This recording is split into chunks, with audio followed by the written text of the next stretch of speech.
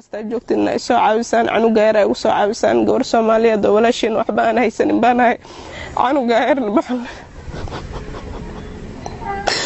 canuga yar arkaysiin aabi walaal midna uma muslim ilaahay ka soo uma wax kalata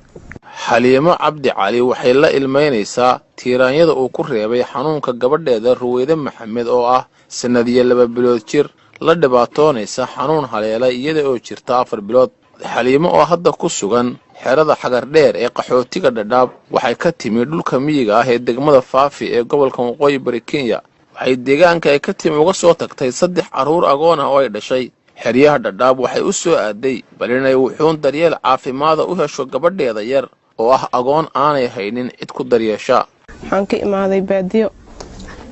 markaan xanuunka ku arkay yaa waxaan tagay magaalada Gaarisa leeyo magaalada Gaarisa taqtariinta iyo dadkii walaalka ay caawiye waxa la igu dhahay gabadha computer la saaray waxa la igu dhahay gabadhan waxa hayaan madax ayaa biyo uga jira madaxa oo biyo qaybta oo maskaxda ayaa biyo uga jiraan marka qaybta maskaxda biyaha uga jiraan infection bay leeyihiin madaxa indhaheeda hadda biyahaas ayaa haleeyeen waxa la igu dhahay haday ku sii joogto xibnaheeda dhan way wada halaabayaan infection bay wada yeelanayaan markaan weydiiyay taqtariinta oo dhahay intee waxa la igu dhahay Nairobi loo qaadi karaa markaan dhahay intee qarash ugu bixi kartaa waxa la igu dhahay 2 milyan ayaa ku bixaysaa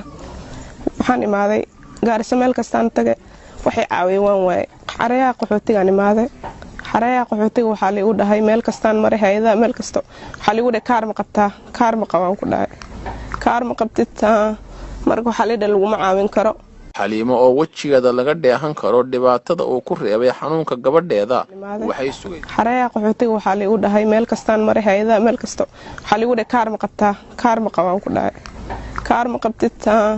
marka waxa la lagu ma caawin karo Xaliimo oo wajigeeda laga dheehan karo dhibaatada uu ku reebay xanuunka gabadheeda waxay sugaysaa oo kaliya gacanta dadka Soomaaliyeed ee muxsiniinta ah si ay dhakhtar u geyso gabadheeda yar oo kharashka ku baxaya lagu sheegay 2 milyan oo shilinka Kenya ah oo u dhiganta $20,000 walaalayaal sida u jeedin canuga yar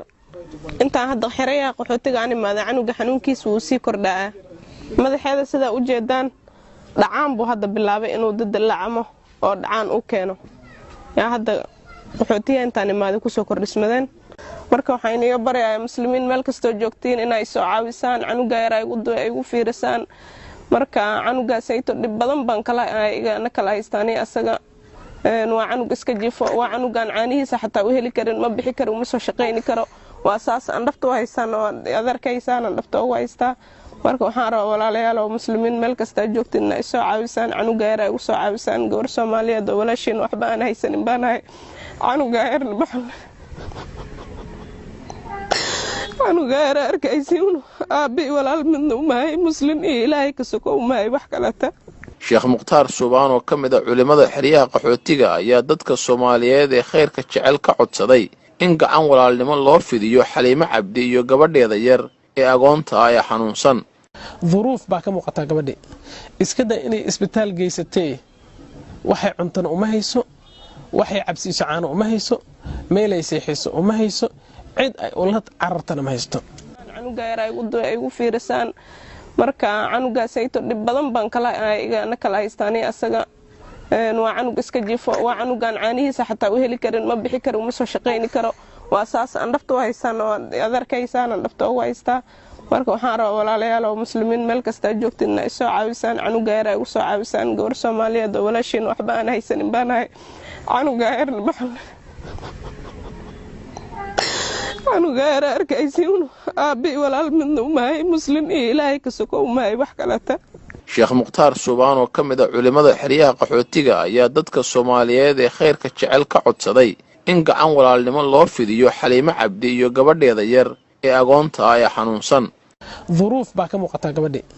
iska daa inay isbitaal geysatay waxay cuntan uma hayso waxay cabsi shacaano uma hayso meelay seexiso uma hayso cid ay ulad carartana ma haysto kaamka xaga dheer bay hadda joogtaa gurigan hadda ay ku jirto xitaa waa ku martibay ku tahay waa kiro lacagtay ku bixin lahayd xitaa ma hayso bacdallaahi waxay gargaar ka sugaysaa oo caawimaad ka sugaysaa oo u calaacalaysaa oo u cabanaysaa oo dhibkeeda u sheeganaysaa dadka muslimiinta ah ee fahmaya luqadda ay ku hadlayso. walaalayaal, nabiga calayhi salaatu wasalaam baa wuxuu leeyahay dadkiina xanuunsan waxaad ku dawaysaan sadaqada walaal adigu naftaada aad ka jarayso oo aad biilkaa ka jarayso oo aad siinayso gabadhaadan aqoon u lahayn, qof xanuunsan bukaan sariir sar aad siinayso, ilaahay subxaana watacaala midka adiga kaa xanuunsan buu ilaahay kugu daaweyn. maanta waxaan doonaynaa in ilaahay subxaanahu watacaala wejigiisa bifadlihi wa karamihi wa ixsaanih ilaahay dartii inaynu ugu soo gurmano u caawino u garab istaagno gabadha yarta ah ee hadda soo kacayso ee cunugta ka xanuunsan.